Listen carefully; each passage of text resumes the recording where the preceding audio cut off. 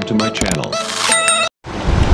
வணக்கம் நிகா பிடிவி லைவ்ல நம்ம பார்க்க போறது லிட்டில் ஃப்ளவர் மாடல் பள்ளியில் செயற்கை நுண்ணறிவு ரோபோ கண்காட்சியானது நடைபெற்றது. இதில் மாணவ மாணவிகள் தங்கள் திறமையை அசத்தலாக வெளிப்படுத்தினர்.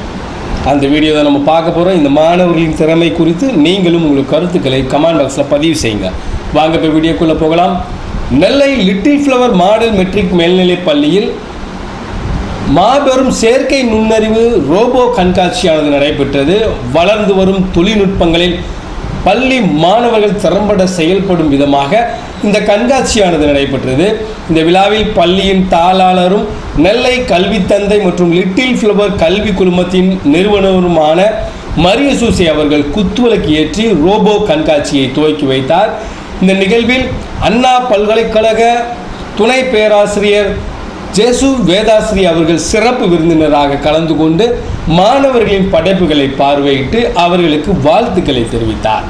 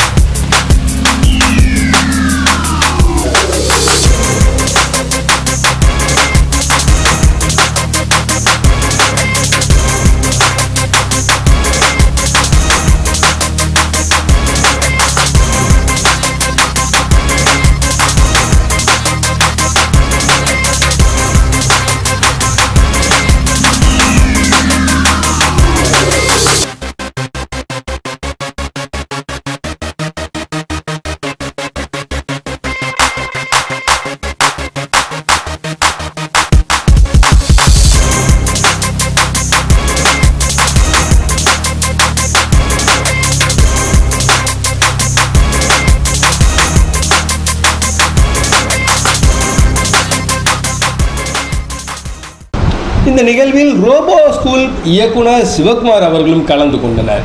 விழாவில் பள்ளியின் தாளாளர் அவர்கள் மனிதர்களை உயர்த்தி காட்டுவது அவர்களின் சிந்தனை ஆற்றலே, அந்த சிந்தனைக்கு தொழில்நுட்பம் துணை செய்கிறது என்பதை அறிமுக உரையில் கூறினார். அதனைத் தொடர்ந்து மாணவர்களால் உருவாக்கப்பட்ட செயற்கை நுண்ணறிவு சாதனங்களை பார்வையிட்டு அவர்களுக்கு வாழ்த்துக்களை தெரிவித்தார்.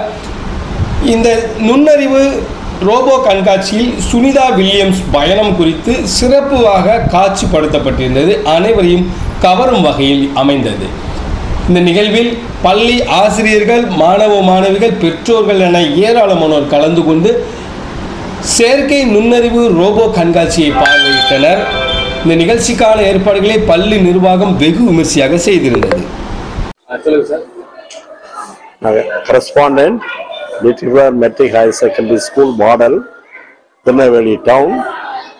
இன்று எங்களுடைய பள்ளி மாணவர்கள் மிக அருமையாக ரோபோட்டிக் எக்ஸிபிஷனை இன்னைக்கு நடத்தியிருக்கின்றார்கள். நிறைய பெற்றோர்கள் வந்து இதை பார்த்து சென்று கொண்டிருக்கின்றார்கள். அவர்கள் கேட்கக்கூடிய அனைத்து கேள்விகளுக்கும் மிக அருமையாக பதில் சொல்லியிருக்கின்றார்கள். இந்த ரோபோட்டிக் எக்ஸிபிஷன் அவர்கள் இப்பொழுது செய்திருக்கக்கூடிய விதங்கள் பார்க்கும் பொழுது அவர்கள் இனிமேல் வந்து அந்த ஏஐ ஆர்டிஃபிஷியல் இன்டெலிஜென்ஸ் என்ற ஒரு சப்ஜெக்ட், அந்த சப்ஜெக்டில் மிக தெளிவாக அவர்கள் புரிந்து கொள்வதற்கான ஒரு வழிவகைகளை இந்த எக்ஸிபிஷன் உருவாக்கும் என்று நான் நினைக்கின்றேன்.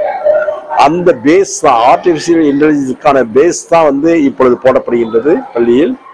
மிக அருமையாக அவர்கள் தன்னுடைய எக்ஸிபிட்டை இங்கே வந்து செய்தது மட்டுமல்ல, அதை பற்றி எக்ஸ்பிளைன் பண்ணுவதும், அதை பற்றி நன்றாக புரிந்து கொண்டிருக்கின்றோம் புரிய வைப்பதும் அவர்கள் மிக நேர்த்தியாக செயல்படுகின்றார்கள்.